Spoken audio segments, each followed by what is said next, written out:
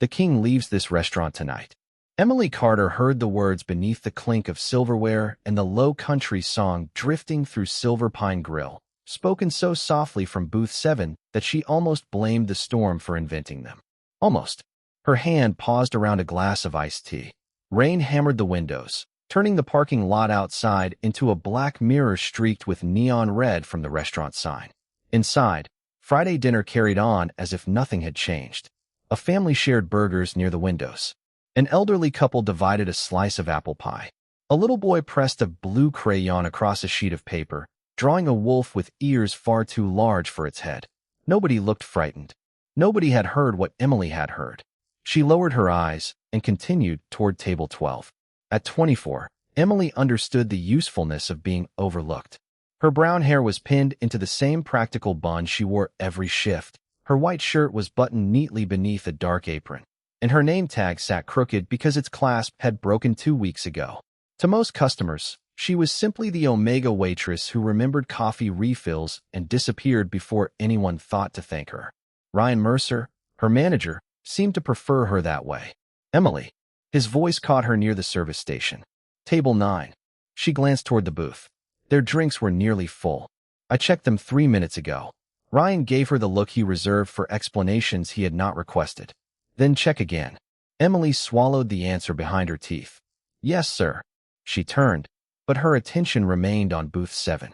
5 men occupied it. 5 black coffees sat untouched before them. The man nearest the aisle had spoken the sentence she could not forget. He looked ordinary enough in jeans and a dark work jacket, perhaps late 30s, clean-shaven, rain still shining on his shoulders. Yet he had not looked at the menu once. Neither had the others. One watched the front windows through their reflection in the chrome napkin dispenser. Another had chosen the seat with the clearest view of the kitchen hallway. The third checked the wall clock twice. Within a minute, the fourth kept studying the front entrance. The fifth watched table 12. Emily forced herself to look there too. Alexander Blackwood sat with Daniel Hayes beneath a hanging amber light. The Alpha King wore no crown and carried none of the ceremonial display Emily had seen in photographs. Just a charcoal coat over a black shirt, broad shoulders, short dark hair, and a stillness that seemed to reorganize the room around him. Customers lowered their voices when they noticed him. Ryan had straightened his tie 3 times since Alexander arrived. Emily had simply brought him iced tea. Alexander lifted his glass without looking toward booth 7. Daniel appeared equally relaxed, but Emily had noticed him check both exits before sitting down. That detail bothered her now. Perhaps he had sensed something too. She delivered table 9 another unnecessary refill and returned toward the service station. As she passed booth 7, the man nearest the aisle looked up. His eyes followed her for 1 second, then moved beyond her toward Alexander. Emily's pulse gave one hard beat. Her father had taught her not to stare when she noticed something wrong. Use glass, polished metal, dark windows, anything that lets you see without announcing that you are looking. Thomas Carter had turned those lessons into games when she was young. Emily had assumed every father taught his daughter strange things. Count the exits, Em. Notice the hands. Remember what changed. She picked up an empty coffee pot and studied its polished side. The distorted reflection showed booth 7 behind her. The man by the wall touched his sleeve. Another shifted his chair an inch outward. The man nearest the aisle leaned forward. Emily could not hear every word this time, only fragments beneath the music and rain. Wait for him. Then something quieter. 11. Her fingers tightened around the coffee pot. 11 what? Minutes? A time? A signal? Emily, are you planning to polish that thing all night? Ryan called. She set it down. Those 5 men are watching table 12. Ryan followed her glance and sighed. They are probably staring because the Alpha King is eating dinner 20 feet away. They are watching the exits too. They are customers. They have not touched their coffee. Ryan leaned closer, lowering his voice. You are a waitress, Emily. Let security worry about security. The words landed where similar words always did. Stay small. Stay useful. Stay invisible. Emily looked down for half a second. Then the man at booth 7 checked the clock again. His companion turned his head toward the kitchen. The movement was tiny, coordinated. Wrong. Emily lifted her gaze. Across the dining room, Alexander Blackwood was no longer looking at his dinner. His cold blue eyes were fixed directly on her. He had seen her watching. Emily felt the old lessons returning one by one, no longer like childhood games, but warnings she had carried for 8 years without understanding them. Count the people. Find the exits. Notice what does not belong. She looked once more at booth 7. 5 men. 5 untouched coffees. 5 different lines of sight. And every one of them led back to the Alpha King. Alexander held Emily's gaze for only a moment before lowering his eyes to the table again. But the moment was long enough to tell her he had understood something. Maybe not the whole warning, but enough. Emily reached for a clean tray and forced her breathing into the steady rhythm her father had taught her whenever nerves tried to move faster than thought. Across the dining room, Daniel lifted his coffee without drinking. His eyes traveled briefly toward booth 7, then returned to Alexander. Emily wondered whether Alexander had signaled him without her noticing. That possibility should have reassured her. It did not. She crossed toward table 12 with a pitcher of iced tea, keeping her pace ordinary. Ryan was watching from behind the register, and the 5 men were watching something far more important. Refill, she asked. Alexander looked at his nearly full glass. Please. Emily poured anyway. The ice shifted softly against the glass. You noticed them? Alexander said. His voice was quiet enough to remain beneath the restaurant noise. Emily did not look toward booth 7. 5 men. Black coffee. No food. No one has taken more than 2 sips. Daniel's expression did not change. Anything else? One watches the kitchen hallway. One watches the entrance. One uses the napkin dispenser to see behind him. The man on the aisle keeps checking the clock. Alexander studied her face. How many times? For since I noticed. At what interval? Emily hesitated. I do not know yet. Alexander's eyes narrowed slightly, not with doubt, but interest. Yet. Before Emily could answer, a server hurried past behind her and brushed the corner of table 12. A dinner knife rolled toward the edge. Emily's hand moved before she thought about it. Her fingers closed around the handle inches above the floor. The entire motion took less than a heartbeat. She placed the knife on her tray. Daniel stared at her hand. Alexander stared at her eyes. Emily suddenly wished she had let the knife fall. Restaurant work, she said. Alexander glanced at the tray. That is what you call it. After enough double shifts, you learn to catch things. Before looking at them, Emily met his gaze. Sometimes, a faint change touched his expression. Not amusement exactly. Recognition was closer. Who taught you? He asked. Her pulse tightened. Taught me what? To watch reflections instead of turning your head. To count people before exits. To keep your dominant hand free when you think something is wrong. Emily looked down. Her right hand was empty. The tray rested against her left palm. She had not consciously chosen that. My father likes strange games. What kind of games? Observation games. She immediately regretted answering. Alexander leaned back slightly. What was his name? Before she could respond, a spoon struck the floor near booth 7. The sound was ordinary, almost meaningless, but all 5 men changed at once. Not dramatically. That was what made it worse. The man nearest the window adjusted his shoulders. The one facing the kitchen shifted his chair outward. Another placed both hands flat on the table. Derek, the man Emily had heard speaking earlier, checked the clock. Emily looked at the clock too. 11 seconds later, he looked toward Alexander. Her stomach tightened. There it was. 11. Not 11 o'clock. Not 11 minutes. 11 seconds. Emily, Alexander said. She set the pitcher down carefully. They are using a timing pattern. Daniel finally turned his head slightly. Explain. The man on the aisle checks the clock. 11 seconds later, another one changes what he is watching. Daniel's posture became more alert. How certain are you? Emily watched the chrome edge of the dessert case. Derek appeared in its reflection. He checked the clock. She counted silently. 1, 2, 3. Rain rattled against the windows. 4, 5. A customer laughed near the counter. 6, 7. Ryan carried a receipt toward table 9. 8, 9, 10, 11. The man closest to the kitchen turned his attention toward Daniel. Emily felt the hair rise along her arms. Certain. Alexander and Daniel exchanged one brief look. Daniel reached beneath the table, but Emily saw no phone appear. Whatever he did was hidden by the tablecloth. Do not change your routine, Alexander said. Emily almost laughed at the absurdity of the instruction. My routine usually does not involve 5 men timing your dinner. Then tonight is unusual. I noticed. For the first time, the corner of Alexander's mouth moved. It disappeared almost immediately. Emily picked up the pitcher. If you know they are watching you, why are you still sitting here? Because standing too early tells them what I know. The answer sounded painfully familiar. Her father had once said almost the same thing while teaching her cards. Never show someone which card frightened you. Emily stared at Alexander for a second too long. Your father, he said quietly. What did he do? Security. It was the answer Thomas had given everyone. Alexander's expression sharpened. Where? Different places. Emily. Hearing her name in the Alpha King's voice felt strange. She looked at him. What? Go back to work. Stay where Daniel and I can see you. Her chin lifted before she could stop herself. If something is wrong, I am not the person who needs protecting most. Alexander's gaze held hers. Something unreadable moved behind his eyes. Emily turned away before he could answer. She had taken only 3 steps when Derek rose from booth 7. Then the other 4 men stood with him. 5 chairs moved across the floor almost simultaneously. The restaurant continued talking for another second before the sound faded table by table. Emily stopped beside the service station. Derek straightened his jacket and looked directly at Alexander. Then, unexpectedly, his eyes moved to Emily.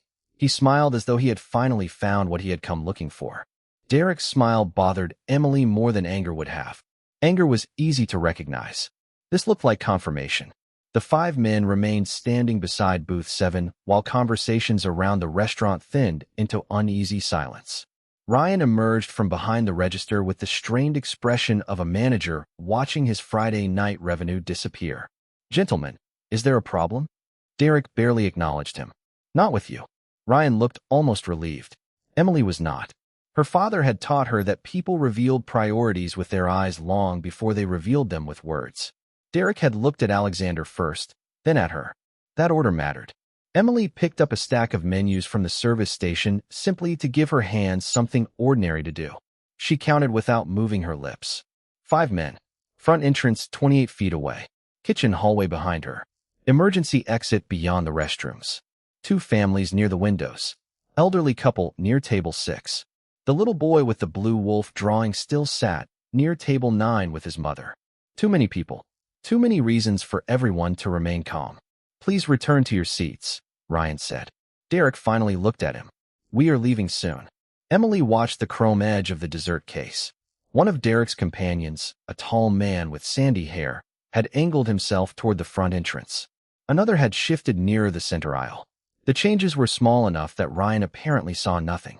Emily saw lines forming through the room. Ryan, she said quietly. He turned with immediate irritation. Not now. Move table 9 toward the kitchen. What? Tell them there is a problem with their booth. Offer free dessert. Just move them. Ryan stared at her. You cannot rearrange customers because you feel nervous. I am not nervous. That was not entirely true. Her heartbeat was faster, but fear was not the same thing as confusion. She knew what she was seeing. Those men are spreading out. Ryan lowered his voice. Enough, Emily. You are an Omega Waitress, not royal security. The words reached farther than he intended. A woman at table 6 looked away awkwardly. Someone near the counter suddenly became fascinated by his coffee. Emily felt heat rise beneath her collar. She knew this kind of silence. It was the silence people offered when they disagreed with humiliation but did not want the inconvenience of stopping it. She had lived inside that silence for years. She lowered her eyes for one breath. Then she looked up again.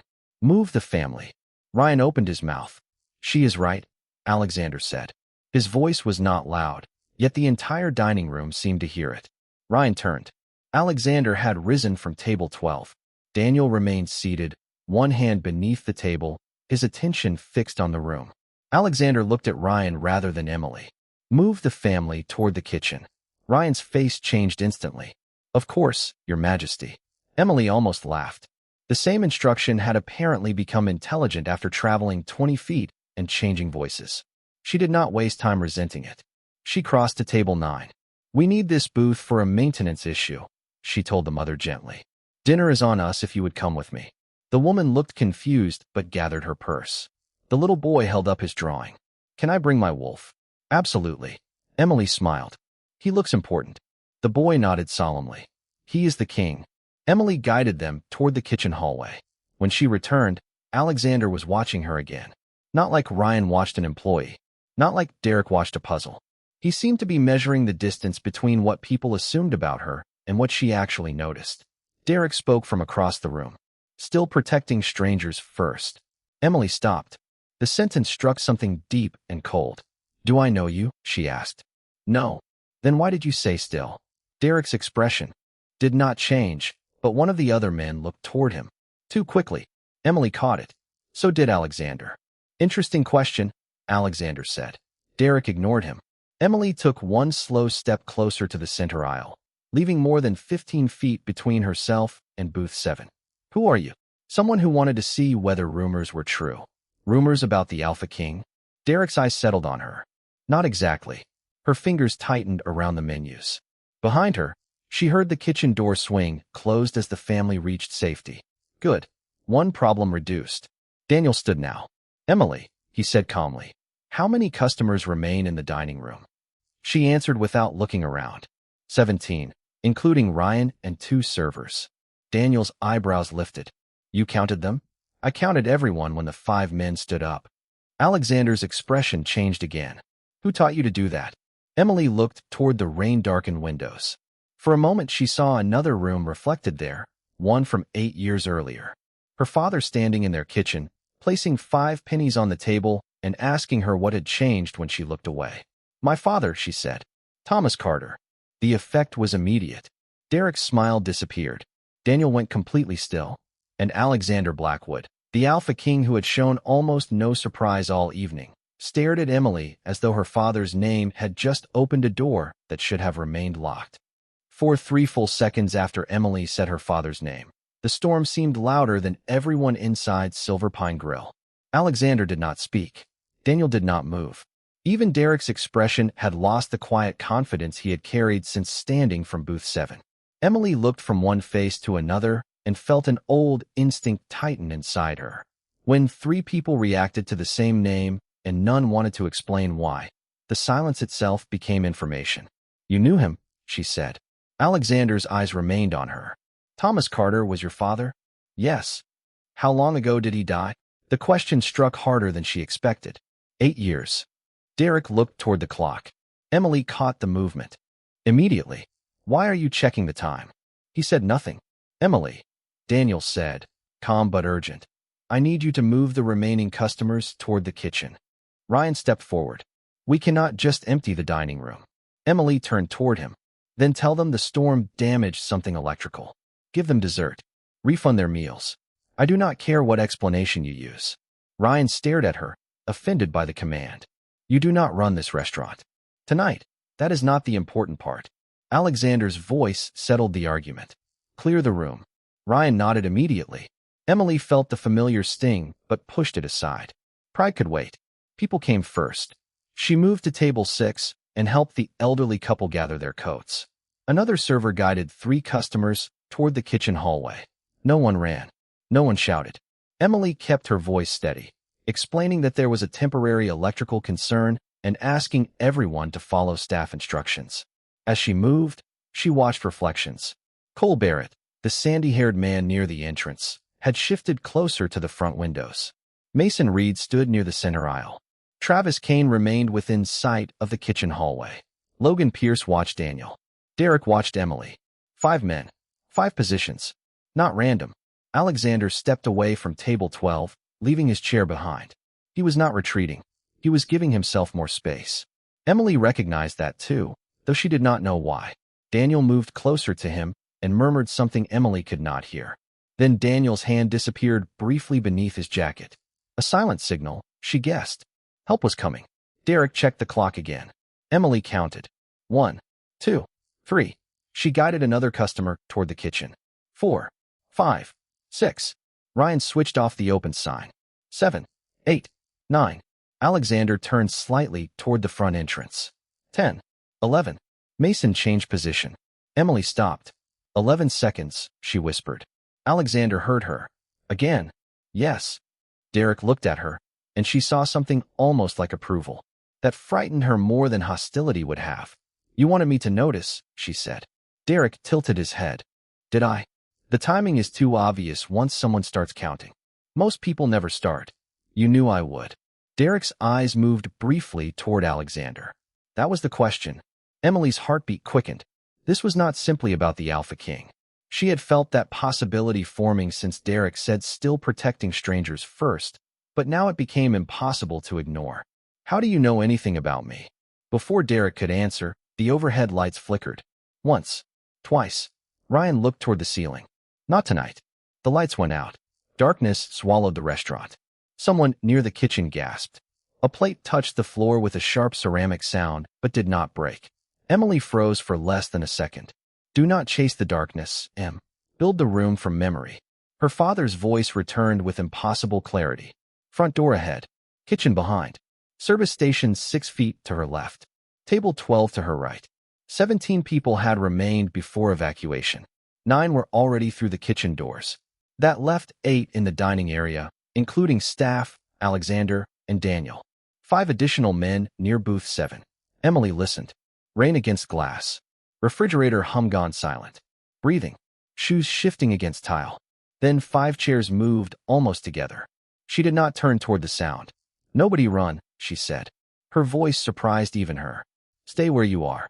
Red emergency lights blinked on near the exits, washing the restaurant in dim crimson.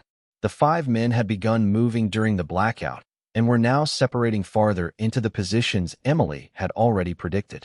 Cole angled toward the entrance. Travis remained near the kitchen route. Mason controlled the center aisle. Logan had moved several feet closer to Daniel. Derek stood almost exactly where Emily expected him to be. Alexander was still beside table 12, calm and upright. His eyes found hers across the red-lit room. How did you know where they would go? He asked. Emily looked at the spaces between the men rather than their faces. Something about the arrangement felt familiar. Not from restaurant work. Not from anything she had learned as an adult. 5 pennies on. A kitchen table. Thomas moving one while she closed her eyes. Find what changed, Em. Then find what the change is protecting. Emily's breath caught. They are not surrounding you, she said. Daniel looked sharply toward her. Alexander remained perfectly still. Then what are they doing? Emily followed the invisible lines created by the 5 positions. 4 pointed toward Alexander. 1 did not. Derek's path led directly toward her. They are building a pattern, she whispered. Derek took 1 measured step forward. Emily shifted her weight without thinking. Left foot slightly behind the right, shoulders relaxed, hands free. Derek stopped immediately. His expression changed. For the first time that night, he looked genuinely surprised. His eyes dropped to her feet, then rose slowly to her face. There it is, he said.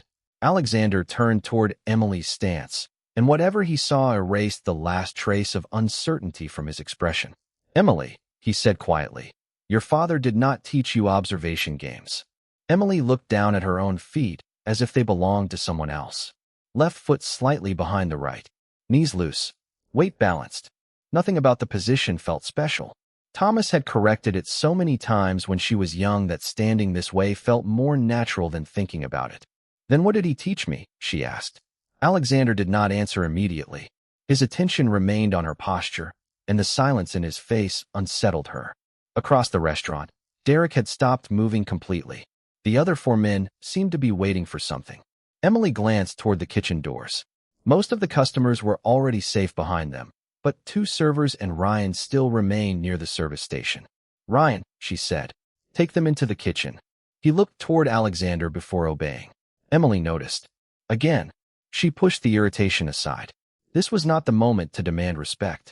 Ryan led the servers away, leaving the dining room quieter than Emily had ever heard it.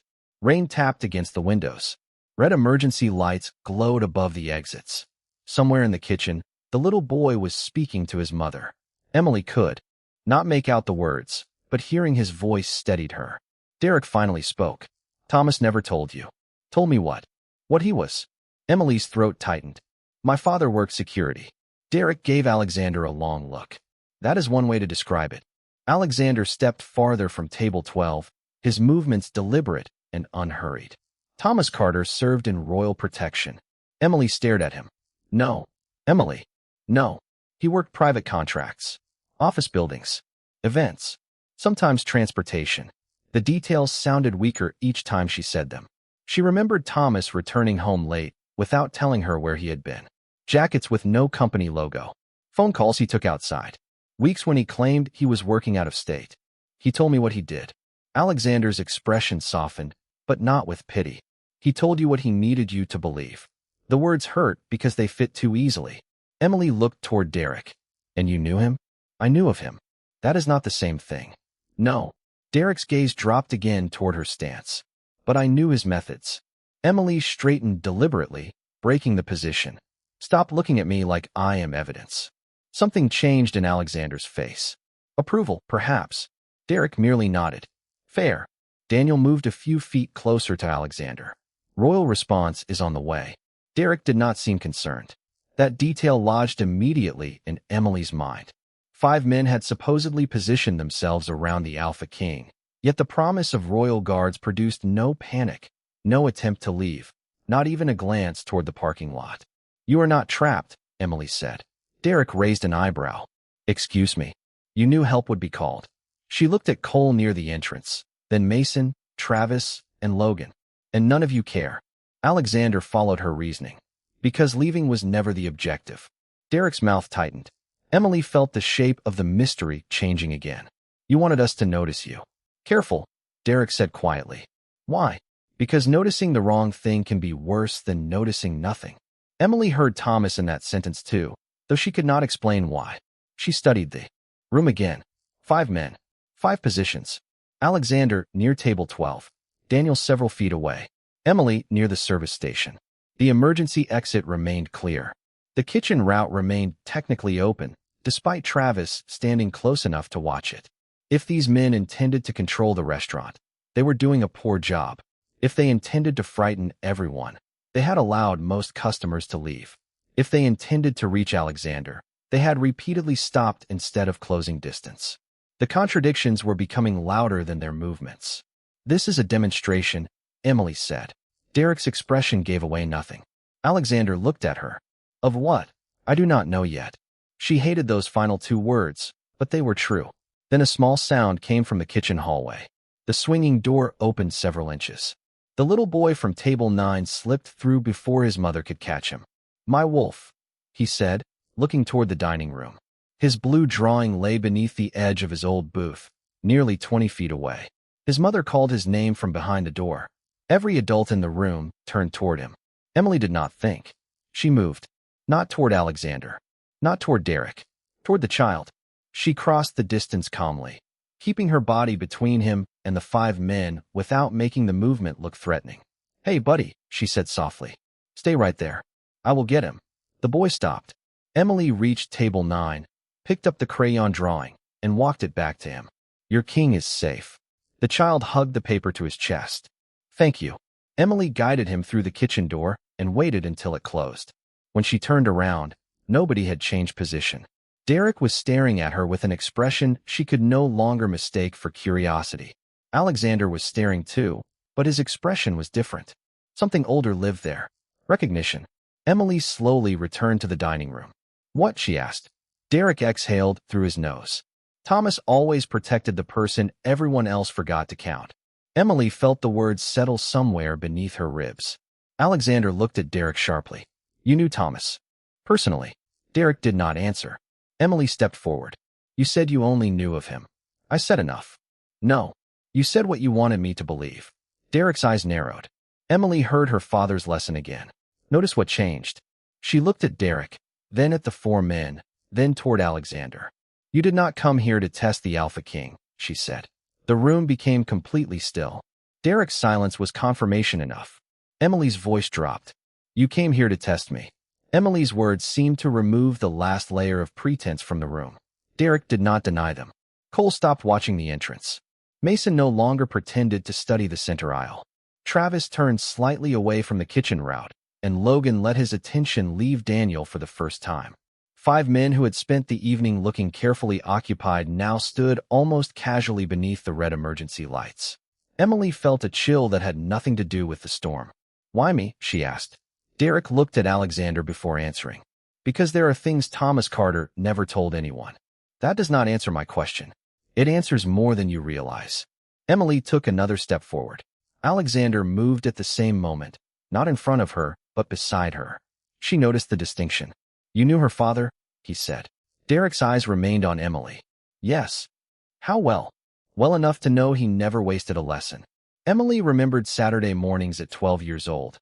Thomas placing quarters, keys, and coffee mugs around their kitchen before asking what had moved while she closed her eyes. She remembered walking through grocery stores while he quietly asked how many exits she had seen. She remembered him telling her to notice the person nobody else noticed. Childhood returned piece by piece, but every memory now wore a different face. "Those games were training," she said. Derek gave the smallest nod. "Some of them. Training for what?"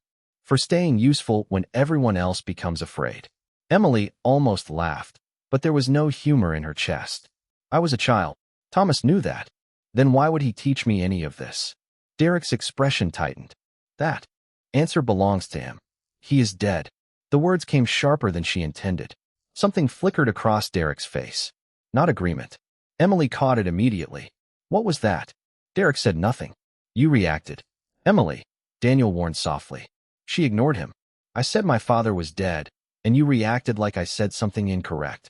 Alexander turned toward Derek. The Alpha King's stillness changed. It became heavier.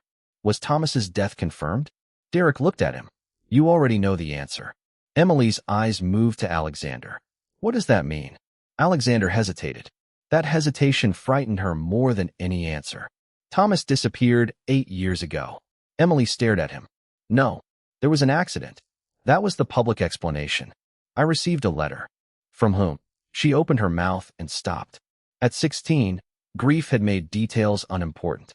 A plain envelope. Formal language. A box arriving days later containing Thomas's wallet, wedding ring, and broken watch. She had never questioned why no familiar face delivered them. His employer. Which employer? Alexander asked. Emily could not answer. Her breathing became shallow. She pressed her thumb against the edge of her apron, grounding herself in the rough fabric. "You are telling me nobody confirmed he died?" "I am telling you I never saw proof." Alexander's voice was careful, and I looked. "Why would the Alpha King look for my father?" Silence again. Emily was beginning to hate silence. Derek finally spoke. "Because Thomas Carter was not a contract security guard." Alexander's eyes hardened, but he did not stop him. "He was a royal sentinel." Emily shook her head once. "No. He protected members of the crown." "No. And for 6 years, his primary assignment was Alexander Blackwood." Emily turned toward the Alpha King. The restaurant seemed to tilt around her, although nothing moved. Alexander did not deny it. "My father protected you." "Yes." His answer was quiet. "He saved me from more mistakes than I deserved." Emily looked away.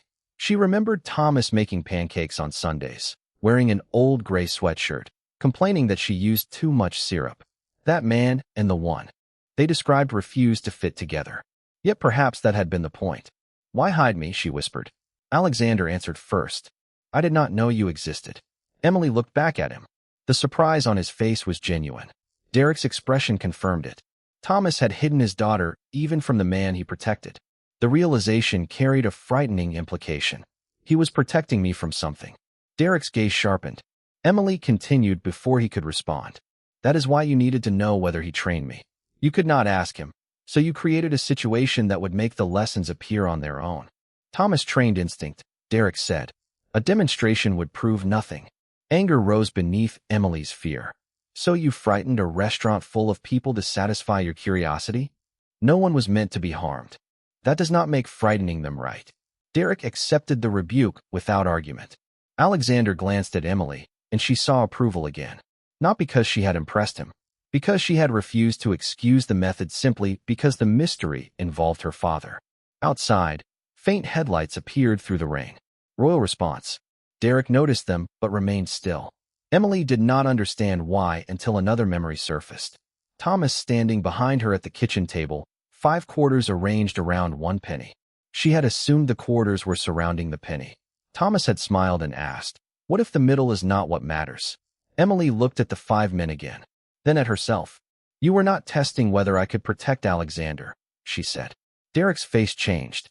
"You were testing what I would choose to protect when I thought he was in danger." The headlights grew brighter beyond the windows. Derek gave one slow nod. "And now we know." Emily's throat tightened. "Know what?" Derek looked toward the kitchen door where the little boy and the other customers waited safely. That Thomas succeeded. Thomas succeeded. The words should have sounded like praise, but Emily felt no victory in them.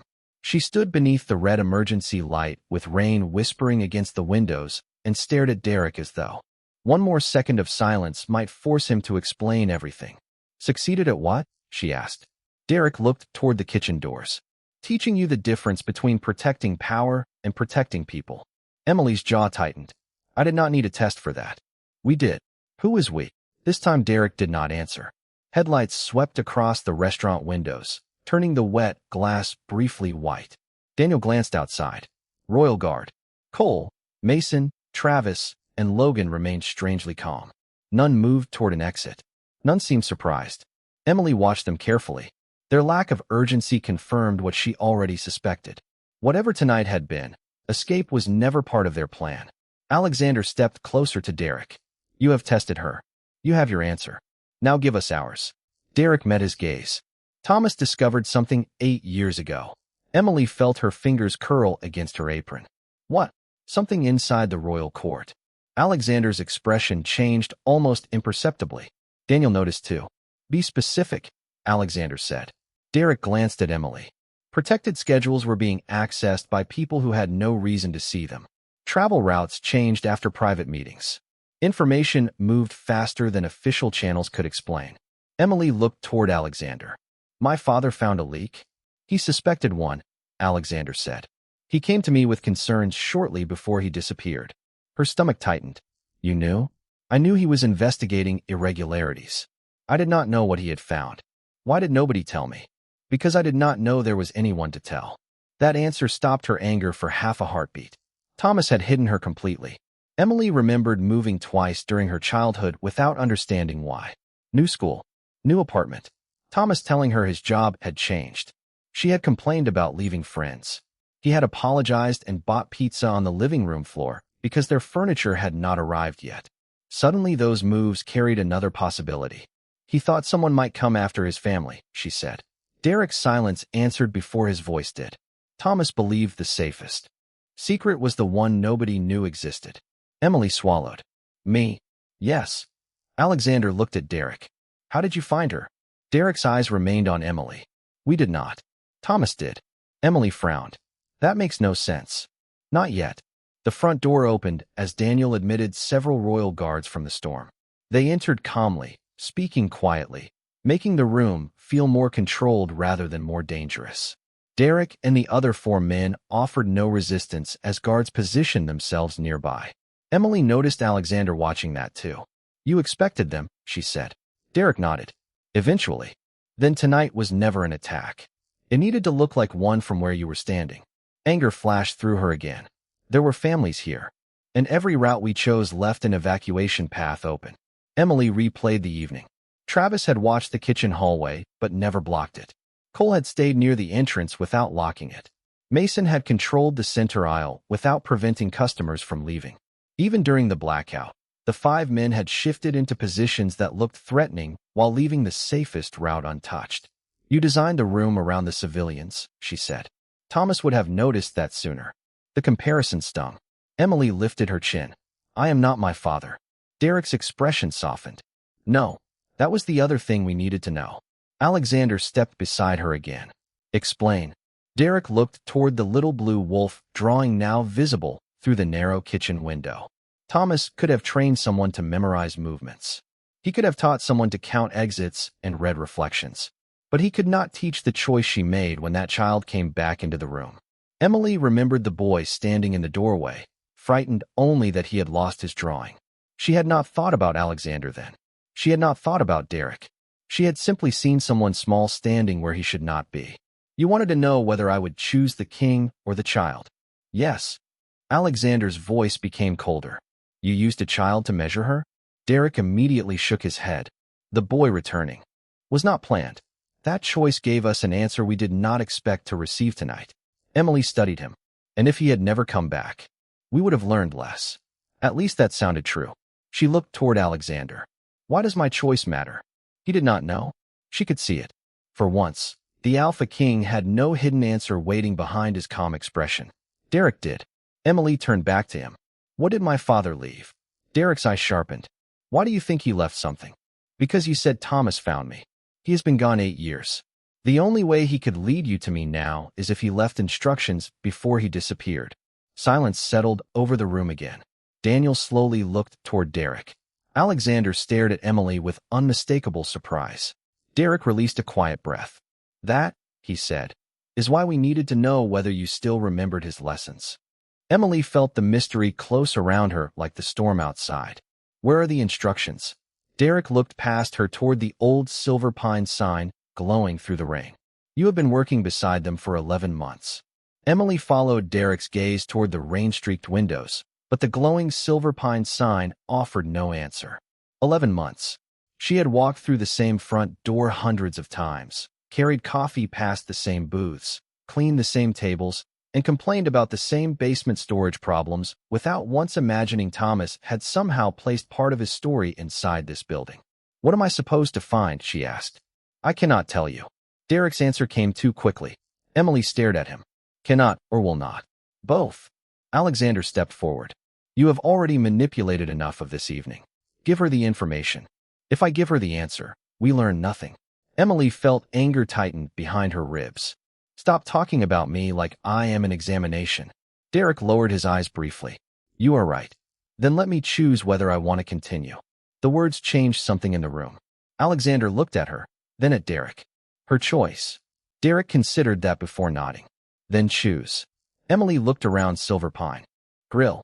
The emergency lights still painted the walls red, though a few overhead fixtures flickered weakly as power began returning.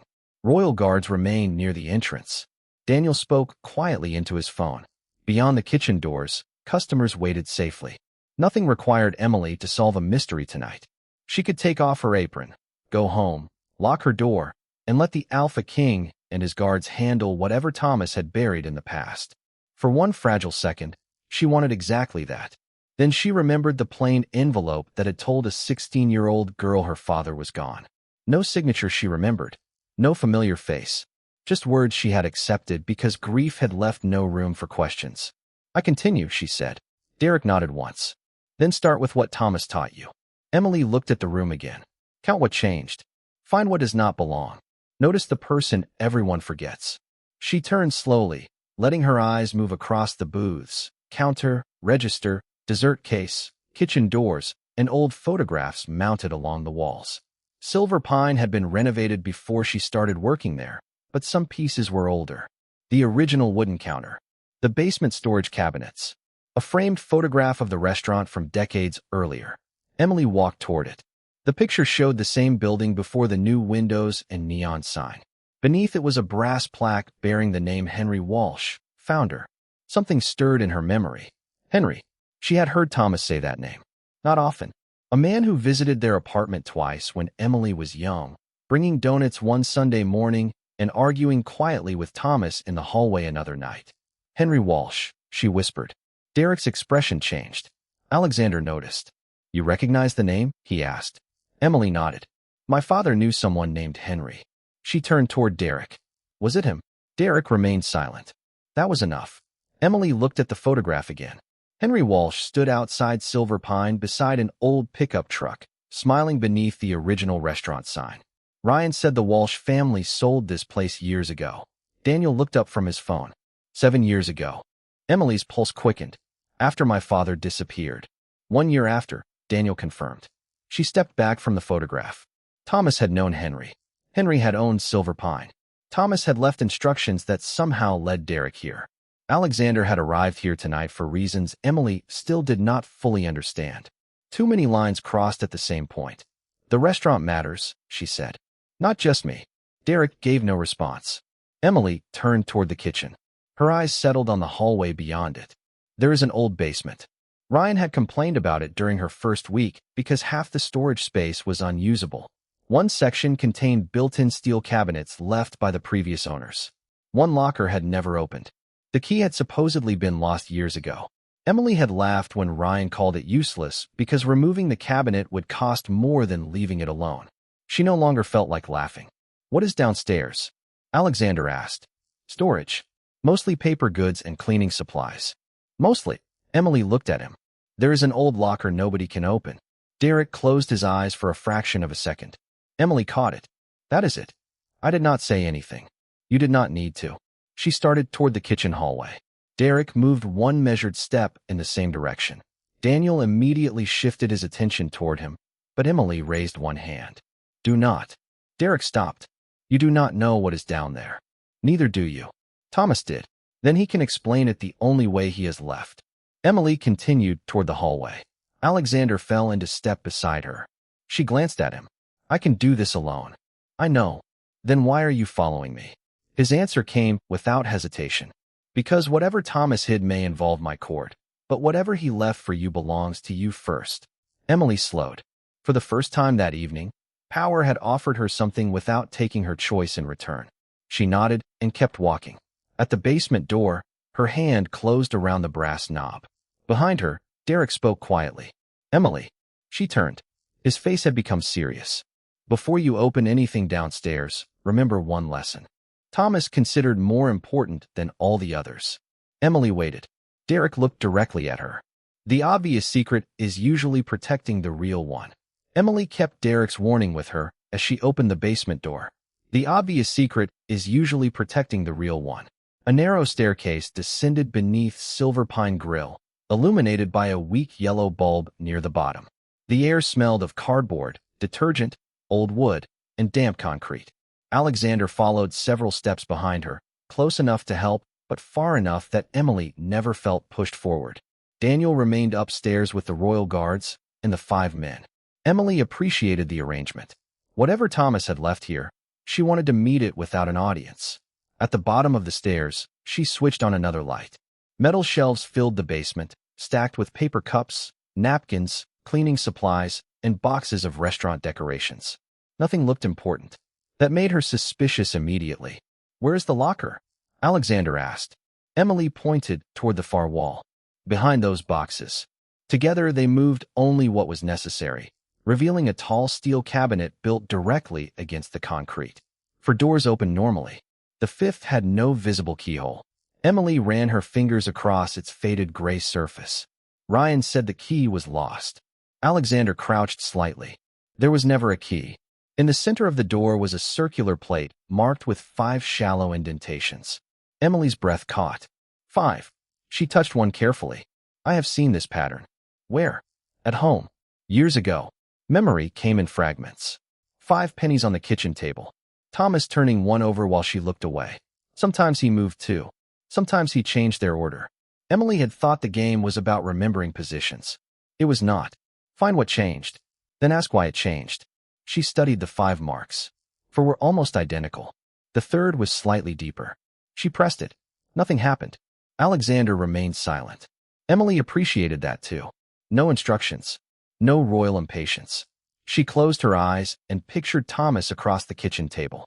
Start where nobody looks. Follow the change, not the pattern. Her eyes opened. The deepest mark was not the beginning. It was the distraction. She examined the metal more carefully and noticed faint wear around the 2nd indentation. She pressed the 2nd, then the 5th, 1st, and 4th. A quiet click came from inside the cabinet.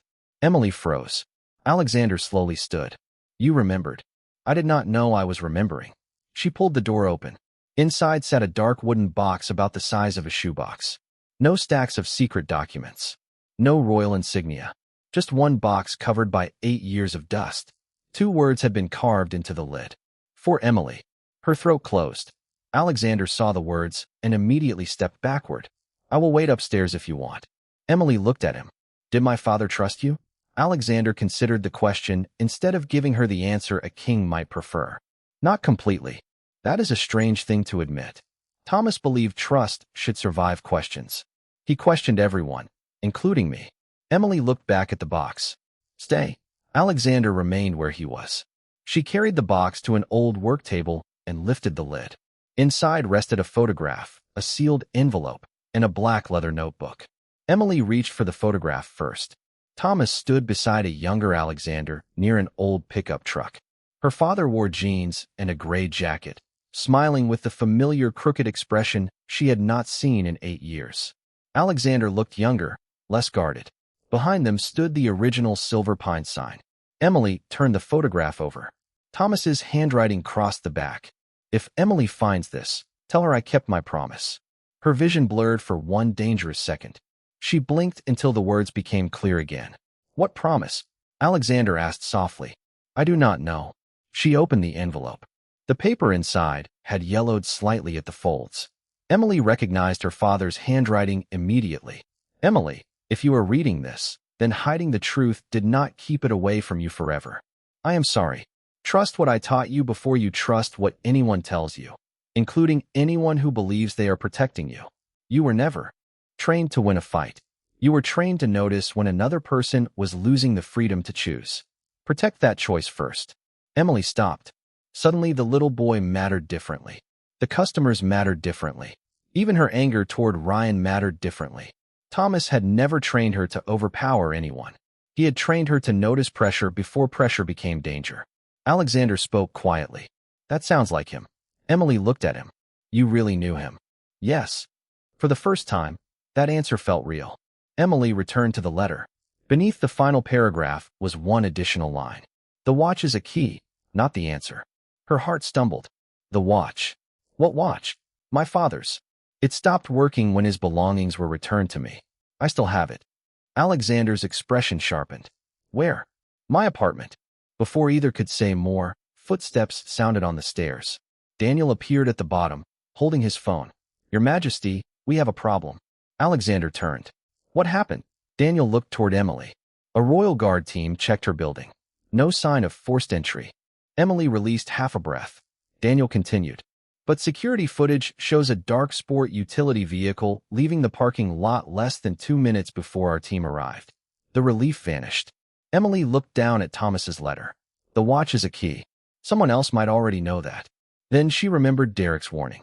The obvious secret is usually protecting the real one.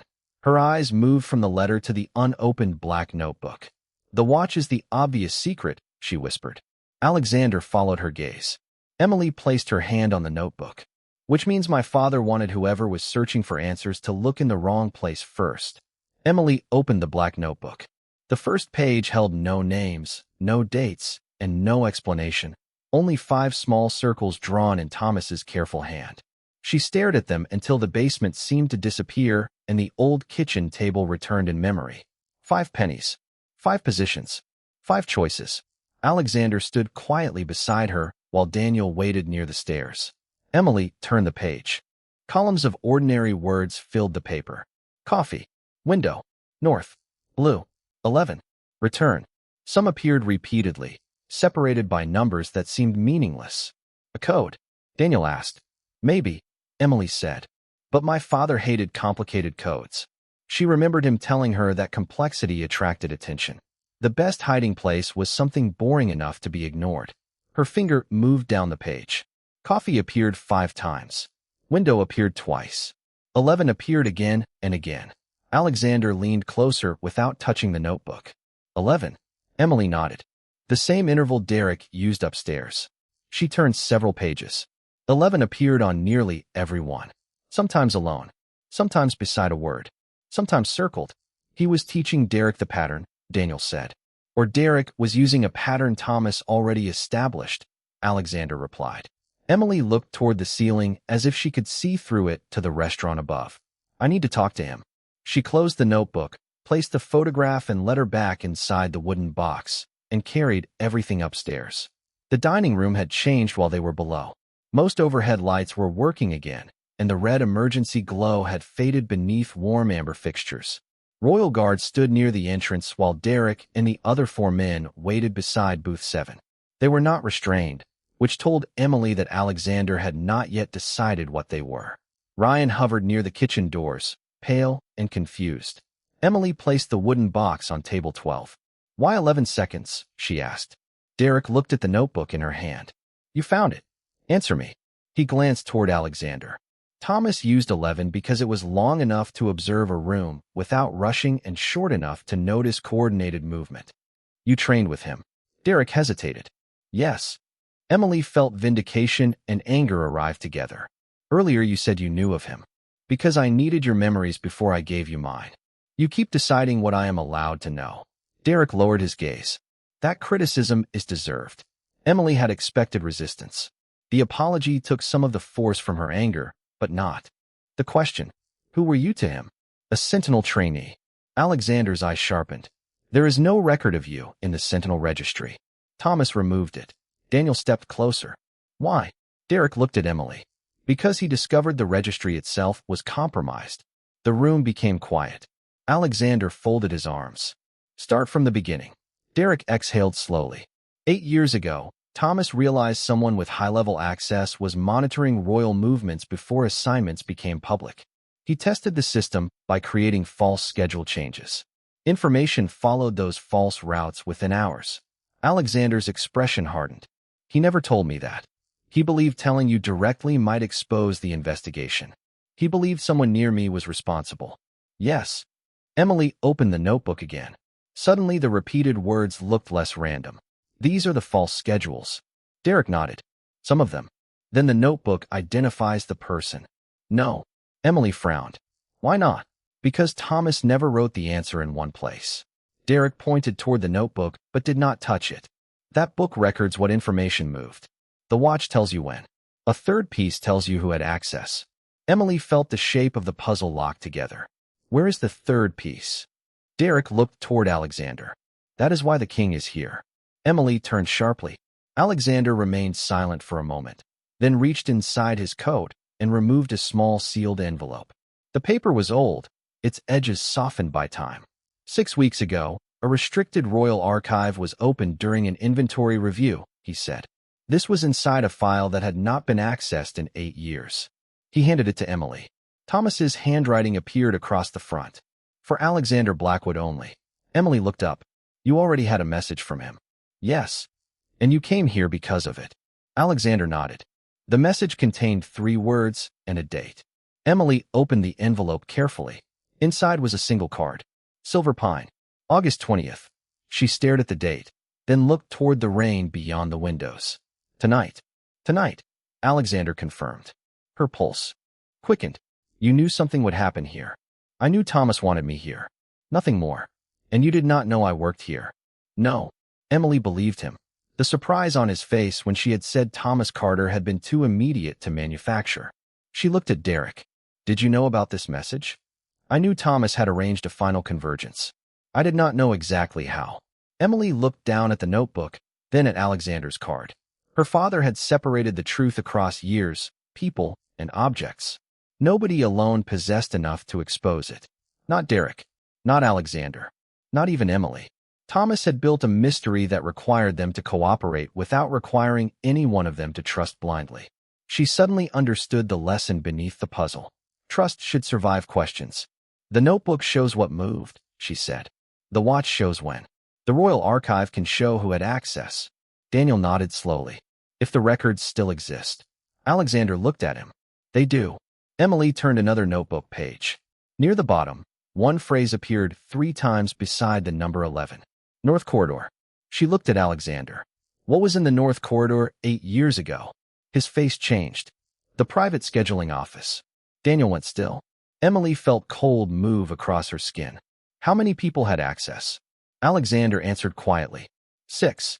Emily looked toward the 5 circles drawn on the notebook's first page. 5 circles, not 6. Thomas had not been counting suspects. He had been eliminating them. She turned back to Derek. My father knew who the 6th person was. Derek said nothing. Emily closed the notebook. And whoever searched my apartment tonight knows we are close. Emily kept her hand on the notebook as though closing it could keep the truth from moving any farther.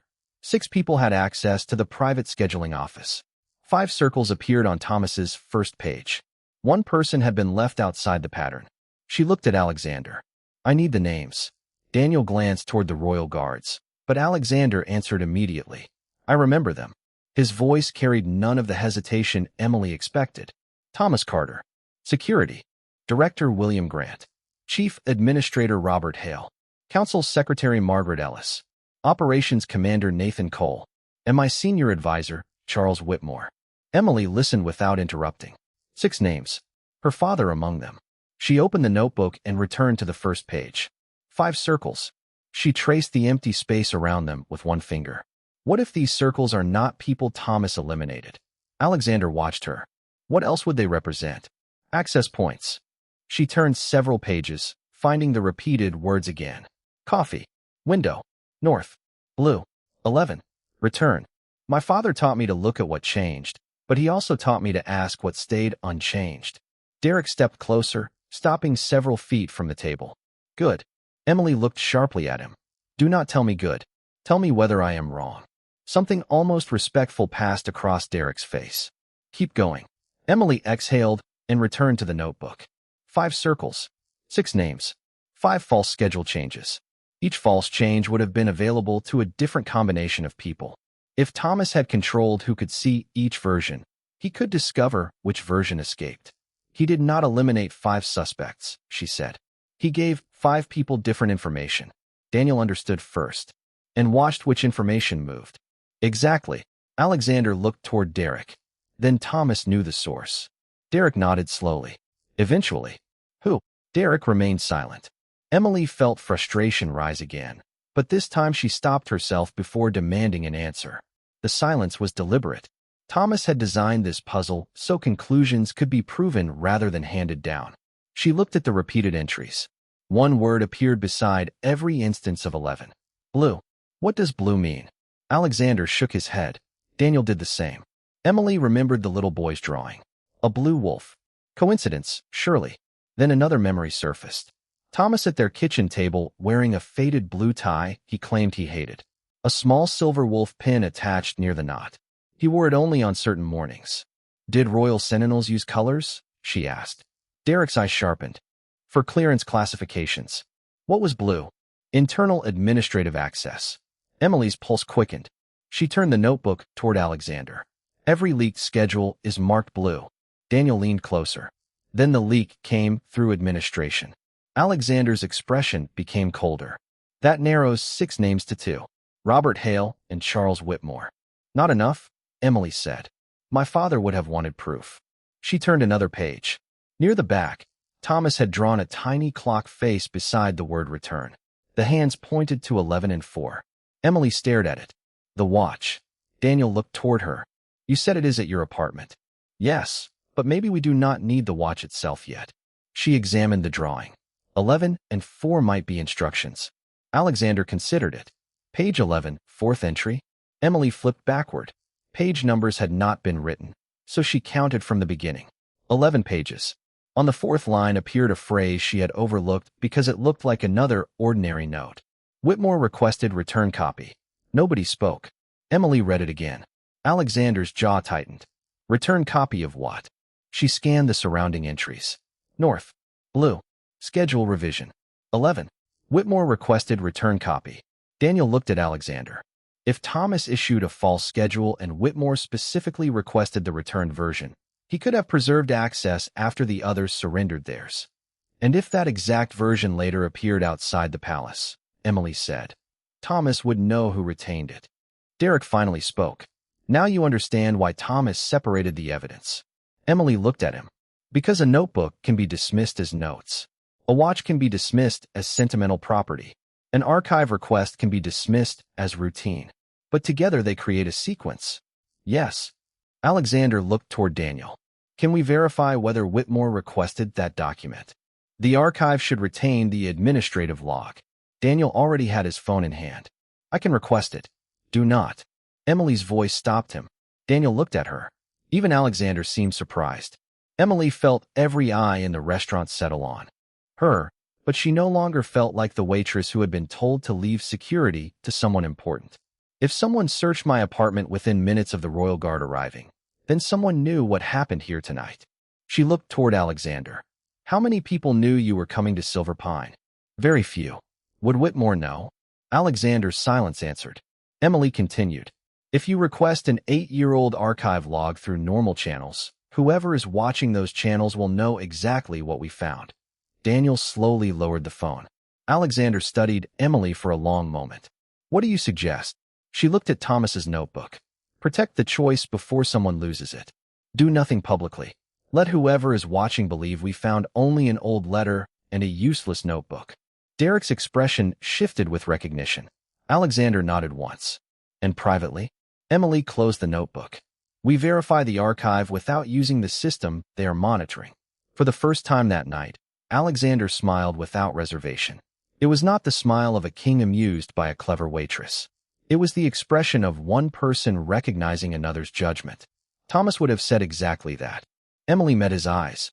I am not Thomas. Alexander's smile faded into something quieter.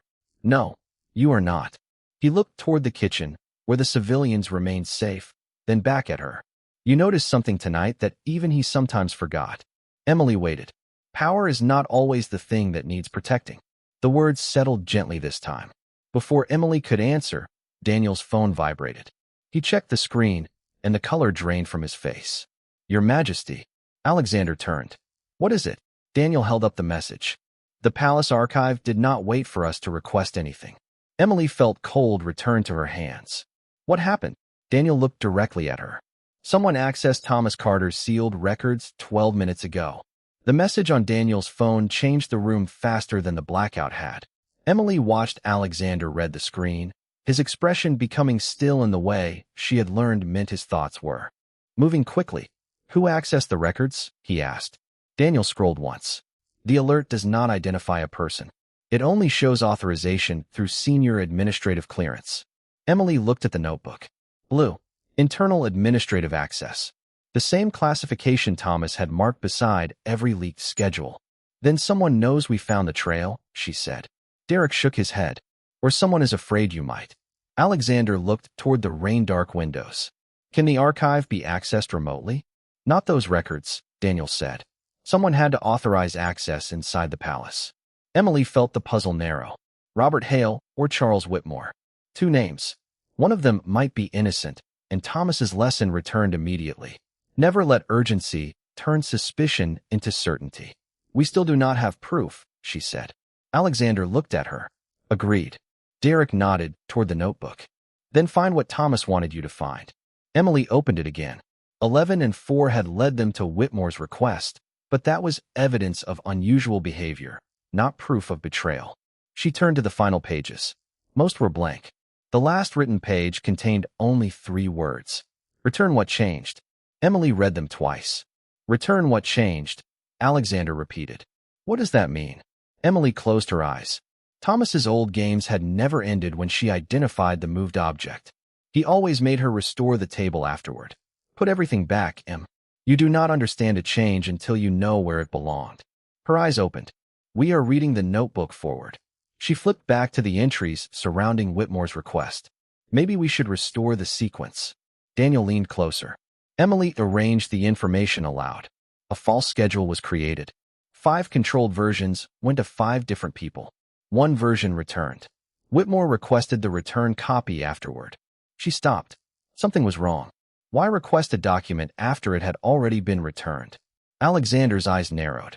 Unless he wanted to know whether Thomas had marked it. Emily felt a small chill. Exactly. Derek's expression told her she was close. Emily searched the next pages until she found a short notation she had ignored earlier. Return copy replaced. Original retained. She looked up. Thomas kept the original. Daniel understood immediately. Then the document in the palace archive may not be the one Whitmore returned. Which means Thomas substituted a copy and hid the marked original somewhere else, Emily said. Alexander looked toward the wooden box. Here. Emily searched it again. Photograph. Letter. Notebook. Nothing else. Then she picked up the photograph. Thomas and the younger Alexander stood beside the old pickup truck under the Silver Pine sign. She examined the picture more carefully. Thomas's left wrist was visible. His watch. Alexander noticed. The watch is a key. Not the answer, Emily finished. She turned the photograph over again. If Emily finds this, tell her I kept my promise. She stared at the sentence. What promise did he make? Alexander's gaze remained on the photograph. The last private conversation I had with Thomas was 3 days before he disappeared. He told me that if his investigation failed, he would make sure the truth survived him. Emily's breath caught. That was the promise. I believe so. She studied the photograph again. The watch on Thomas's wrist showed 11:20. Behind him, the old Silver Pine sign contained a small painted number beneath the pine tree emblem. 4. 11 and 4. Not merely page 11, entry 4. Two coordinates Thomas had repeated in different forms. What was here before the basement was renovated? Emily asked. Ryan, still near the kitchen doorway, finally spoke. Old storage rooms. The previous owner changed everything about 10 years ago. Emily looked at him. Was anything numbered? Ryan thought for a moment. The floor lockers were. Some numbers are still painted behind the shelving. Emily immediately headed toward the basement again. Alexander followed, with Daniel behind him. They moved the boxes away from the steel cabinet and examined the concrete wall. Faded numbers appeared near the floor. 7, 8, 9, 10, 11. Emily crouched beside 11. For old bolts held a narrow metal plate against the wall. One bolt was newer than the others. The fourth. Her heartbeat accelerated. 11 and 4. Daniel knelt several feet away. Locker 11, fourth bolt. Emily turned it carefully with her fingers. It was loose. Behind the plate was a shallow compartment containing a sealed plastic sleeve. Inside rested a single yellow document. No dramatic treasure. No mysterious weapon. Just paper. Emily removed it carefully. Across the top were the words Royal Travel Revision, followed by a date from 8 years earlier. A tiny blue mark sat in the corner. Near the bottom was a handwritten receipt line. Charles Whitmore. Alexander read the name and went silent. Daniel leaned closer. This is the original? Emily compared the document with Thomas's notebook. The revision number matched. So did the date. More importantly, a handwritten notation beside the signature recorded the exact time the copy had been requested. 11:20. Thomas preserved the chain, Emily whispered. Alexander's expression hardened. Enough to reopen the investigation, not enough to declare guilt without verification. Emily looked at him, grateful he understood the distinction. Then we verify everything before anyone is accused. Daniel's phone vibrated again. He read the new message. The archive access has ended. Whoever opened Thomas's file found nothing useful. Emily looked at the document in her hands. Because the useful part was never there. Derek's warning returned. The obvious secret protected the real one. The watch had pointed toward time. The notebook had supplied context. Silver Pine had protected the original. Alexander looked at Emily. Your father built this so no single person could control the truth. She nodded slowly. Including me. Especially you, Derek said from the stairs. Emily turned. He had followed only as far as the doorway. Why especially me? Derek's face softened. Because Thomas never wanted his daughter to inherit his enemies. He wanted you to inherit a choice. Emily looked down at the document. For 8 years, she had believed her father had left her nothing but questions. Now she understood that he had left something harder and kinder than an answer. He had left her the freedom to decide what to do with the truth. Then Alexander reached into his coat and placed a small silver insignia on the work table. A wolf beneath a narrow crown. Emily recognized it from the photograph on Thomas's jacket. This belonged to your father, Alexander said. I kept it because I hoped one day I could return it to someone who had the right to choose what it meant. Emily stared at the insignia, but did not touch it. And if I do not want his life? Alexander met her eyes. Then nobody, including me, gets to choose it for you. Emily looked at the silver insignia beneath the basement light and realized that, for the first time in 8 years, her father's absence did not feel like an empty room. It felt like an unfinished sentence. She reached toward the insignia, then stopped before touching it. I spent years believing he left because something went wrong, she said quietly. Maybe something did, Alexander replied. But leaving you without the truth was never the same as leaving you without love. Emily lowered her eyes to Thomas's letter. She could almost see him at their old kitchen table, moving pennies while pretending the lesson was only a game. Count the exits. Notice what changed. Protect the person everyone else forgot. For years, those memories had seemed ordinary. Tonight, they had protected strangers, exposed a hidden trail, and returned her father's voice to her without requiring her to become him. Emily finally picked up the insignia. The metal was cool against her palm. I will keep this, she said. Alexander gave a small nod. Because you want his position? She looked at him. Because he was my father. Something warm entered Alexander's expression. That is the better reason. They returned upstairs with Daniel carrying the recovered document in a protective sleeve. The restaurant looked almost normal again. The lights were steady. Rain had softened outside. Ryan stood near the counter while customers gradually emerged from the kitchen. The little boy hurried toward Emily with his blue wolf drawing pressed against his chest. "You found what you were looking for?" he asked. Emily crouched so they were at eye level. "I think I found the beginning of it." He considered that seriously, then held out the drawing. "You can have him." Emily smiled. "I thought he was your king." "He is. But kings protect people." Emily glanced toward Alexander. He had heard. Instead of correcting the child or accepting the praise, Alexander looked at Emily. "Sometimes people protect kings too," Emily said. The boy nodded as though this completed an important rule and returned to his mother. Across the room, Ryan approached Emily awkwardly. "About earlier." Emily waited. He rubbed one hand across the back of his neck. "I should have listened when you warned me." She could have made him apologize for every dismissive word. A few hours earlier, she might have wanted that. Now she simply said, "Next time, listen before someone more important repeats what your employee already told you." Ryan lowered his eyes. "I will." Derek and the other 4 men remained near Booth 7 under Royal Guard supervision. Emily walked toward them. "You frightened innocent people tonight." Derek nodded. "Yes. Whatever my father asked you to do, that part was wrong." "I know." "Do you?" "I do now." Emily studied him before asking the question that had followed her since the basement. "Is my father dead?" Derek's face became still. Alexander and Daniel both turned toward him. "I do not know," Derek said. Emily searched his expression for evasion and found only uncertainty. "When did you last see him?" 8 years ago. 3 nights after the date, everyone believes he disappeared." Her breath stopped for half a second. "He was alive afterward?" "Yes." "Why did you not tell me?" "Because Thomas made me promise never to find you unless the Silver Pine instructions activated." Emily looked toward Alexander. "And they activated tonight." Alexander removed Thomas's old archive card from his coat. "August 20th. Derek nodded. Thomas chose the date. Emily's mind raced through everything she had learned.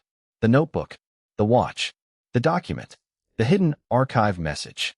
Her father's careful habit of separating information so nobody possessed the whole truth. "Then this is not finished," she said. "No," Derek replied. "It was never meant to finish tonight."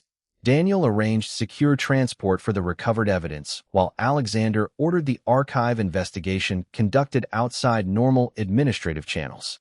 No accusation would be made until every record was independently verified. Emily insisted on that. Suspicion was not proof, even when suspicion carried an important name. Near midnight, the final customers left Silver Pine. The storm had passed, leaving the parking lot shining beneath the streetlights. Emily stepped outside still wearing her apron. Alexander followed. For several moments, neither spoke. The night smelled of wet pavement and pine. "What happens tomorrow?" she asked. "The investigation begins again." "And me?" Alexander looked at her rather than answering as a king. "Tomorrow you decide whether you want anything to do with it." Emily opened her hand. Thomas's insignia rested beside the folded blue wolf drawing. Power and kindness. Duty and choice. Perhaps her father had spent years trying to teach her that none of them meant much without the others. "Tonight, everyone kept calling what I did a skill," she said. "It did not feel like one." "What did it feel like?" "Paying attention." Alexander smiled faintly. "That is rarer than you think."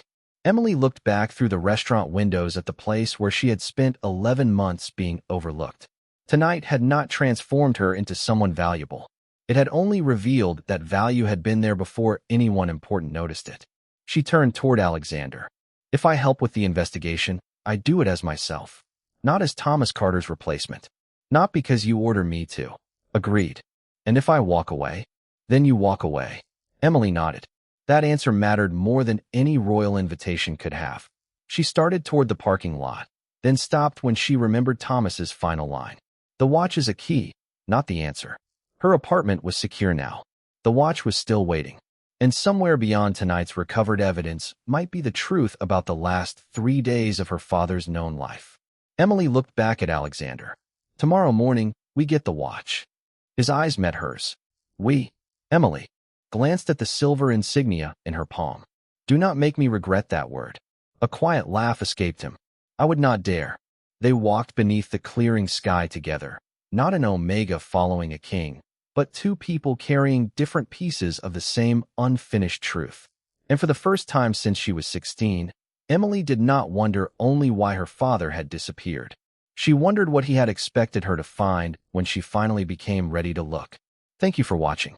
If Emily's choice to protect others and stand for the truth stayed with you, tell us what you would have done in her place in the comments. Please like, share, and subscribe to support the channel and join us for more stories where courage is discovered in the people the world too easily overlooks.